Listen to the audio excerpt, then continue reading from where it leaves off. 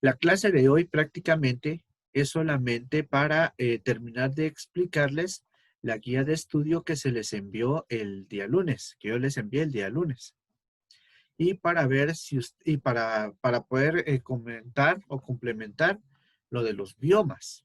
Entonces, voy a compartir la pantalla para que ustedes terminen de ver. Bueno, nosotros tenemos en nuestro medio diferentes tipos de biomas, ¿sí? Los biomas habíamos hablado que son los diferentes ecosistemas, especie de ecosistemas donde existe fauna, existe flora, clima y todo que prevalece en ese lugar. En este caso estamos hablando un pequeño resumen del bioma que se llama tundra, que en este bioma habíamos hablado que son temperaturas extremas y precipitaciones bajas. ¿A qué nos referimos con esto? Estamos hablando del territorio de los polos, del polo norte, donde realmente solo se mantiene hielo todo el año. Está también el bioma taiga, que este bioma taiga también se encuentra en el hemisferio norte, pero se encuentra en una franja boreal.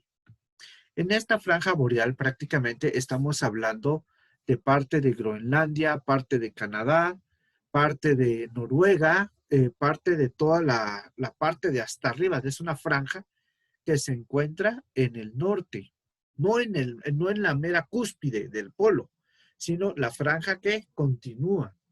Y a este se le llama taiga.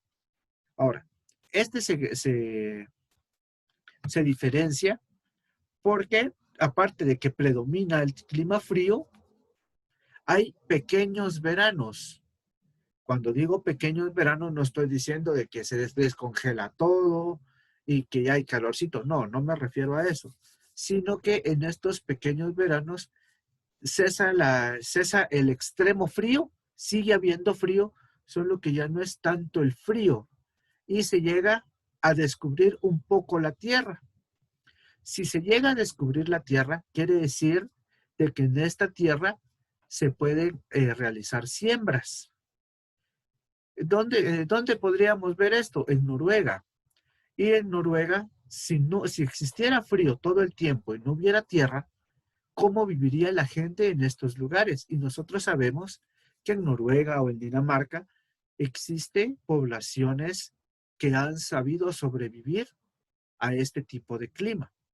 Otra cosa que lo diferencia es prácticamente que la flora solo surge en estos periodos de veranos cortos, porque entonces ya no hay hielo, entonces puede surgir cierta plantación, ciertas plantas, cierta flora. Y los animales, hablando de la fauna, son animales de especies migratorias, especies que emigran a este lado para poder alimentarse de la hierba que crea la tierra, pero solamente en periodos cortos también. Por eso es que la fauna es migratoria. Estamos hablando del bioma taiga. Están los bosques caducifolios. Este prácticamente es el que predomina en Estados Unidos, en Europa y en China, y parte de Sudamérica. Cuando estamos hablando de estos, ya estamos hablando donde ya se marcan un poco más las estaciones. A pesar de que hay un invierno, acá también la temperatura cambia, lo que ya forma una primavera, un verano, un otoño y un invierno. Lo que sí son temperaturas un poco extremas. ¿A qué nos referimos con temperaturas poco extremas? Que el invierno es muy frío, pero el verano puede tender a elevarse un poco la temperatura y ser cálido. Entonces, aquí es donde sí se marcan las temperaturas, las estaciones, perdón, donde ya se marca una primavera, un verano, un otoño y un invierno. Esta se encuentra en parte de Estados Unidos en Europa, China y Sudamérica, así como les había dicho. Las estampas, praderas y pompas también es parte de Estados Unidos, solo que estos nombres se toman dependiendo del lugar. Las estampas, dijimos que se les llama a las planicies que se encuentran en Euroasia. Las praderas, así se le va a llamar en Norteamérica, y las pampas en Sudamérica. También, aquí también se marcan las estaciones, solo que aquí con los climas más marcados. Un invierno muy frío, un verano muy caluroso, ahí sí se eleva la temperatura demasiado, y ya existen periodos de sequía. ¿A qué nos referimos con periodos de sequía? Que no llueve para nada. Entonces, las plantas que han crecido durante primavera y que se han mantenido en verano, llegan a secarse por falta de precipitación de agua o de lluvia. Están los bosques mediterráneos, que en los bosques mediterráneos ya estábamos hablando que se marcan estaciones, pero ya no se marcan tantas estaciones como en las estampas o en las praderas. En los bosques mediterráneos ya estamos hablando de que las temperaturas ya son un poco más constantes, aunque se marcan dos estaciones. ¿Cuáles son? El invierno y el verano. Entre estos bosques mediterráneos se está hablando que es donde se encuentra parte del territorio guatemalteco. ¿Qué territorio? El altiplano. ¿Por qué? Porque cuando es verano, llueve ciertos días, más no seguido, y la temperatura aumenta unos 5 grados y mucho. Y es un calorcito rico. Pero cuando hay invierno también estamos hablando de precipitaciones de agua. No es un invierno helado como en Estados Unidos, sino es un invierno de precipitación de agua en forma de lluvia. Eso es en bosques mediterráneos. Ahora, entre los bosques mediterráneos y las estampas y praderas hay una diferencia, que como en las estampas se marcan las estaciones, son muy marcadas, no hay no se puede sembrar o no se puede cultivar la tierra así como se hace en las praderas, como por ejemplo, así como se hace, perdón, en los bosques mediterráneos. Ustedes saben que acá hay un ciclo de siembra. Se empieza a sembrar entre abril y mayo y se cosecha entre noviembre y diciembre, si es tierra fría. Si es la costa, ya está dentro de otro bioma, pero también tiene un ciclo de siembra. ¿Por qué? Porque la temperatura se mantiene constante casi en el año. Los bosques mediterráneos se, se representan prácticamente o se identifican porque se pueden sembrar ciertas frutas que tienen su temporada, como por ejemplo la manzana es de tierra fría, la pera, el durazno, y así muchas frutas que son de tierra fría.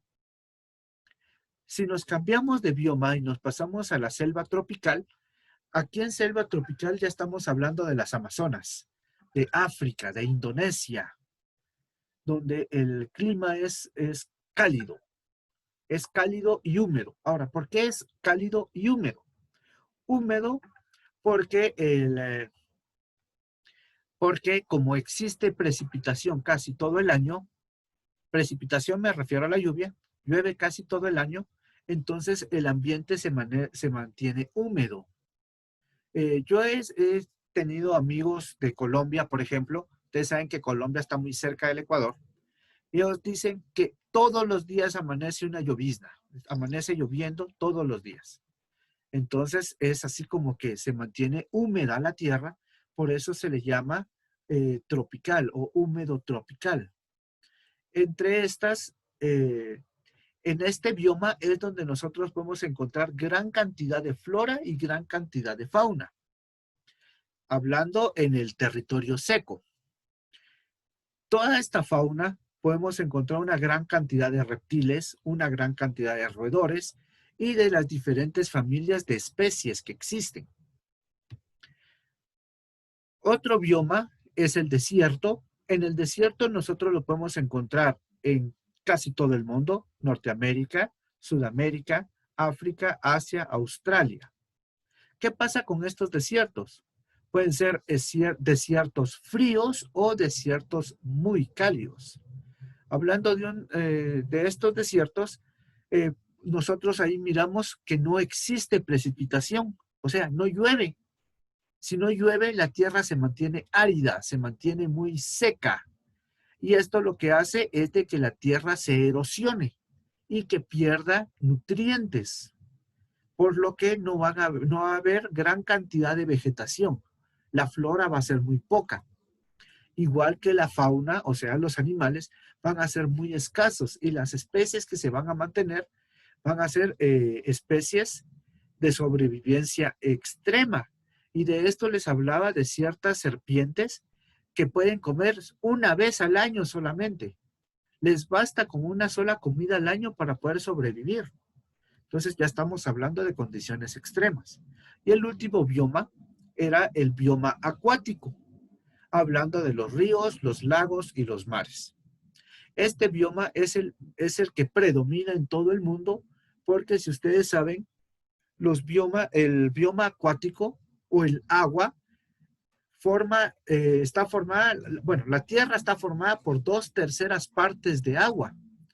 Es demasiada la cantidad de agua que existe en Guatemala, en el mundo. Entonces, si existe demasiada, hay científicos que han dicho que si mucho se ha descubierto entre el 5 y el 10% de los océanos. Quiere decir que todavía hay un 90%, de un 90 a un 95% de especies de plantas, de especies de fauna que todavía no conocemos. ¿Por qué? Porque es muy vasto el territorio. Igual, este territorio es tan vasto que las profundidades del océano son es imposible llegar al fondo del océano. Hay ciertas partes donde sí se ha logrado explorar, pero hay partes donde es tan probable, es tanta la profundidad que la densidad o el peso del agua se vuelve tan grande que la presión hace que todo lo que esté en ese lugar estalle, se pueda comprimir y estalle. Por eso es que no se ha podido llegar hasta la profundidad del océano y no se ha logrado descubrir qué es lo que existe ahí. Ahora, en Guatemala existen diferentes biomas y dependiendo de la zona, así va a predominar el bioma. Y yo les hablaba de bosques mediterráneos, de selva tropical y de biomas acuáticos. Ahora, esta clase prácticamente la vamos a enfocar a la descripción de la importancia del flujo de materia y energía en los ecosistemas. El contenido dice: todos los seres vivos necesitan materia y energía para llevar a cabo sus funciones vitales. Toda la energía utilizada por los seres vivos proviene del Sol. Esta energía es consumida y ya no volverá a ser utilizada por los seres vivos. Por eso se dice que la energía que atraviesa un ecosistema es unidireccional, es decir, fluye en una sola dirección.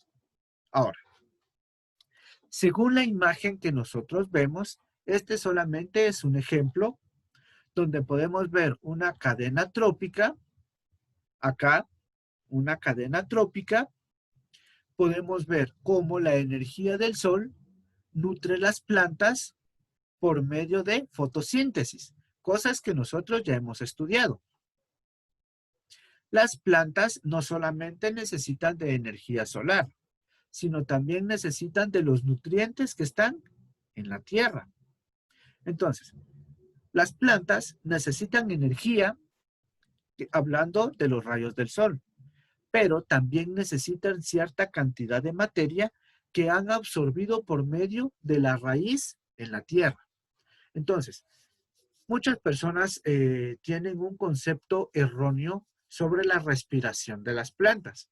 Y esto ya lo hemos hablado con anterioridad. Lo hablamos en el primer bloque.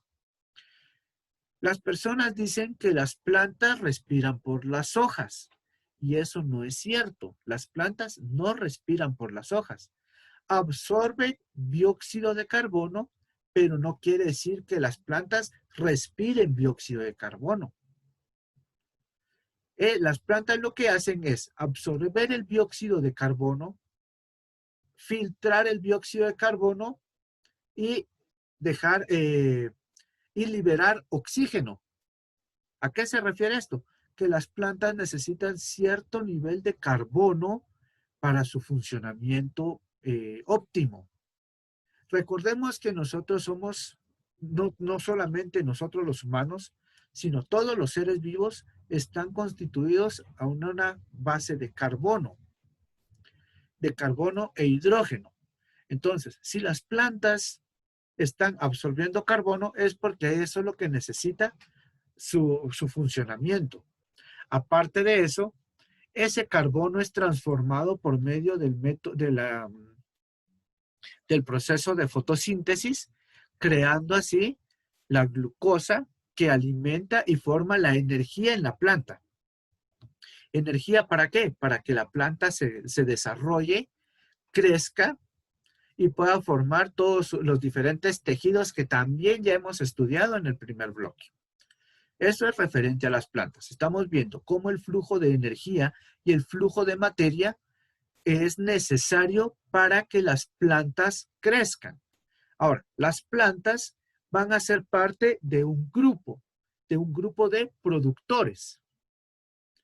Estos grupos de productores se refiere a que las plantas crecen y van a producir alimento no solamente para los animales, sino también para los humanos. Por eso es que las plantas se llaman productores, porque no consumen otra especie para sobrevivir, sino solamente absorben los nutrientes de la tierra, lo transforman por medio de la energía tanto del sol como la energía que han transformado ellas mismas por medio de la fotosíntesis. Bueno, continuando. Después de los productores están los consumidores. Los consumidores, hay diferentes grados de consumidores. Están los de primer grado, segundo grado, tercer grado, dependiendo de la cadena trófica que nosotros estemos estudiando o estemos analizando. Acá nosotros miramos una cadena trófica prácticamente de 3 niveles. Podemos nosotros ver un insecto, que es una langosta, que se alimenta de las plantas, se alimenta de un productor, ¿sí? Después de que el insecto se alimenta de un productor, el insecto puede tener dos opciones o dos fines o dos finalidades. O el insecto se muere y llega nuevamente a la tierra por medio de descomposición.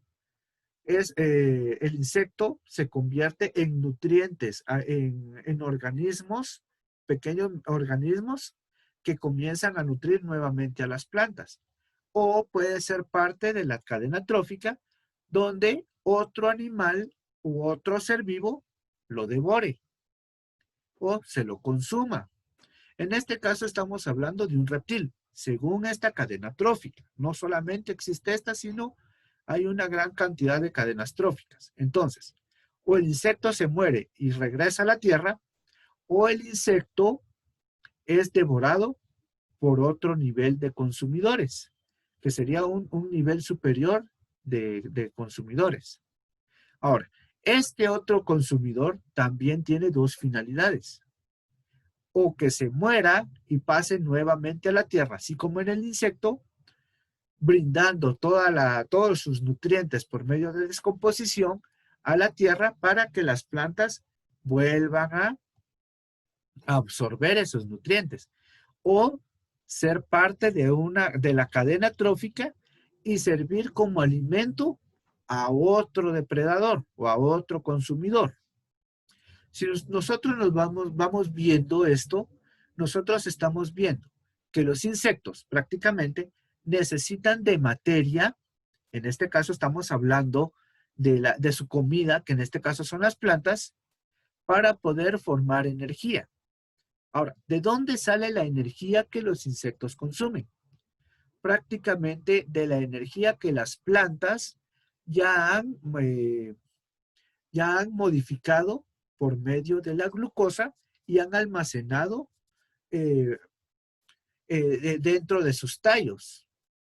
Entonces, esa energía que se encuentra por medio de almidón o en forma de almidón, los consumidores de primer grado se la comen o la consumen y ese almidón se transforma en energía. Pero acá ya estamos hablando de otro proceso de transformación de energía, que también nosotros ya vimos. En las plantas, fotosíntesis. En los animales, es la respiración celular, que nosotros ya vimos. ¿Por medio de qué? Por medio del sistema de Golgi. ¿Se recuerdan de todo esto? Entonces, los animales almacenan energía por medio de dos cosas. Transforman todos todo lo que han consumido, lo transforman en energía para poderla consumir por medio de sus movimientos, por medio de los músculos, las articulaciones, o almacenar esa energía. Solo que los animales ya no la almacenan como las plantas por medio de almidón, sino por medio de grasa. ¿Sí? Entonces, los animales, aunque sean muy pequeños como los insectos, también almacenan grasa. Estos insectos son consumidos por otros depredadores que utilizan la energía consumida de los insectos, que puede ser no solamente grasa, sino también proteínas, y esas proteínas vienen a alimentar a los animales, a los otros depredadores de otro nivel. Como una característica, las proteínas que tiene un animal, así como un insecto, no se llaman proteínas, se llaman aminoácidos y se transforman en proteínas hasta el momento que son consumidos. Como por ejemplo, yo puedo comer pechuga de pollo, por ejemplo. Yo no estoy consumiendo una proteína directamente, sino estoy consumiendo los aminoácidos con que está formada esa pechuga. Al momento que yo la consumo, dentro de mi organismo, yo la estoy transformando en proteínas, ¿sí? Así es como funciona. Yo consumo aminoácidos y yo los transformo en proteínas por medio de la respiración celular y todo lo que surge en el aparato de Golgi a nivel celular. Y así sucesivamente. La siguiente es similar a la anterior. El siguiente nivel de la cadena trófica, nosotros podemos ver que un animal se come al reptil. En este caso estamos hablando de diferentes especies, un insecto, un reptil, y aquí estamos hablando de un mamífero, que es una nutria. Y así sucesivamente se van cumpliendo las cadenas tróficas, donde nosotros vemos el consumo de energía por medio de la materia, el consumo de la materia que se transforma en energía para nuestro desarrollo. Y así como todos los animales, el que se encuentra en el nivel superior de la cadena trófica, así como el insecto o el reptil, al momento de morir regresa a la tierra, también el depredador de nivel alto o de gran nivel. Estos depredadores también se mueren y también regresan prácticamente a la tierra, nutriendo la tierra. Ahora, muchos científicos, muchos biólogos han dicho que los animales y los seres humanos estamos de más en la tierra. Ahora, ¿por qué? Porque un ecosistema podría funcionar adecuadamente solamente con los productores y la tierra. ¿Por qué? Porque si los productores crecen, llega una parte, o llega una parte del ciclo de crecimiento, de desarrollo del productor, que viene, se seca y se vuelve a caer. ¿A dónde cae? A la tierra. Y la misma tierra, por todos los microorganismos que contiene, descomponen la parte de la flor o de la planta, regresándolo otra vez a los nutrientes y regresando el ciclo. Entonces, este es un ciclo que se crea, pero así como estábamos leyendo, es un ciclo unidireccional, o sea, solo se puede llevar en una dirección. Ahora, ¿por qué solamente en una dirección? Porque un insecto, en este caso, no puede producir nada que alimente a la planta, ¿sí? El insecto no puede venir y dar una fruta. A lo que me refiero con esto es de que no puede producir una fruta que alimente a la planta. O el sapo no puede producir algo que nutra a los insectos o así sucesivamente, sino solamente en una dirección, ¿sí? En una dirección de un ciclo. Todo regresa, pero transformado. ¿Qué otra cosa? Aparte que los insectos al momento, o los insectos, los reptiles o los mamíferos, al momento de morir, no solamente al momento de morir pueden nutrir la tierra, sino también con sus heces o con el excremento. ¿Qué es lo que sucede en las plantaciones? Por ejemplo, de papa. Yo no sé cuántos de ustedes saben qué tipo de abono utilizan cuando hablamos de un abono sin químico, sino natural. Heidi, ¿tú sabes qué abono se utiliza? Puede ser de oveja, de vaca y de caballo, creo. Son excrementos de diferentes animales. En este caso, hablando de animales de granja. Pero hay uno que se utiliza eh, por lo regularmente, que es la gallinaza. La gallinaza está compuesta o está formada por varios ingredientes, no solamente el excremento de las gallinas. Ahora, ¿por qué se toman de las gallinas? Porque por las granjas de pollos, ya sea pollo de engorde o pollos o gallinas ponedoras, se crea abono, se crea excremento. Y si ustedes se dan cuenta, lo que más se consume es el pollo. Aunque hayan varias carnicerías, lo que más se consume es el pollo. Entonces, ya para terminar la clase, ¿alguna duda sobre el tema, sobre el consumo de energía y de la materia? Voy a cerrar la transmisión acá. A ver, Juan Marcos, ¿tú tienes alguna duda sobre esto?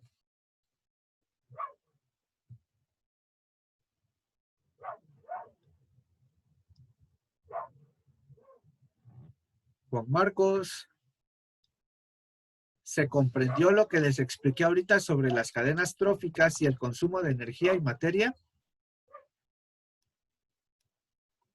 Jessica, ¿sí se comprende? Sí, profe. Heidi, ¿se comprende lo que les di a conocer el día de hoy? Sí, profe.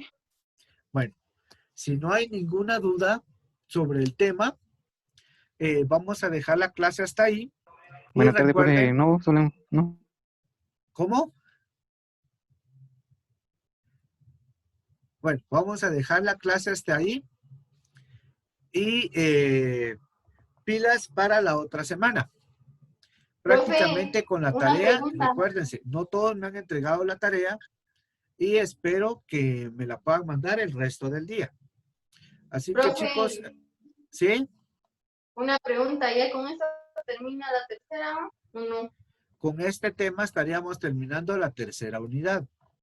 La otra semana lo que vamos a hacer es vamos a tener repasos sobre la tercera unidad para terminar de fortalecer los contenidos. ¿Ya no hay ninguna Ah, otra inquietud? no, ya no. Bueno, Bonito. entonces vamos a dar por terminada la clase acá Y recordándoles nuevamente de que si no me han mandado la tarea, me la puedan enviar. Bueno, chicos, que Dios los bendiga y nos vemos en la próxima semana prácticamente con biología. Ahora mañana nos vemos con quinto bachillerato, pero solo ciencias biológicas con física 2 y matemática con cuarto. Bueno, chicos, que Dios los bendiga. Nos vemos.